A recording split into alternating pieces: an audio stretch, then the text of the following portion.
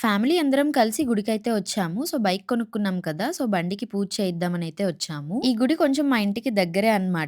వినాయకుడు, ఆంజనేయ స్వామి గుడి, సుబ్రహ్మణ్యేశ్వర స్వామి గుడి, శివాలయం అన్నీ ఒకే దగ్గరుంటాయి. మా జున్ను స్కూల్‌కెళ్ళేదే అప్పుడప్పుడు. ఇంకా ఆ రోజు డుమ్మా కొట్టిచ్చి మరీ ఇంకా గుడికైతే తీసుకొచ్చాము. పూజైతే బాగా చేశారు. ఫస్ట్ మాకు గుడిలో ఒక 15-20 మినిట్స్ పూజ చేసి, ఆ తర్వాత ఇంకా బండి దగ్గరైతే చేశారు. పూజది అయిపోయిన తర్వాత ఇంకా బండికి స్టిక్కరింగ్స్ అవి వేయించాలంటే అటైతే వెళ్ళాము. అక్కడైతే వీడియో తీయలేదు. ఇంక అక్కడ కంప్లీట్ అయిపోయిన తర్వాత ఇంటికి వెళ్ళేపాటికి లేట్ అవుతుందని ఇంకా ప్లాట్‌ఫార్మ్ 65 ట్రైన్ రెస్టారెంట్‌కైతే వచ్చాము. ఎక్కడైనా వినడమే కానీ ఎప్పుడు వెళ్ళలేదు కదా! సో, ఎలా ఉంటుంది ఏంటని ఒక ఎక్సైట్‌మెంట్. అసలు మేమిలా బయటికి వెళ్లి తినడం చాలా తక్కువనమాట.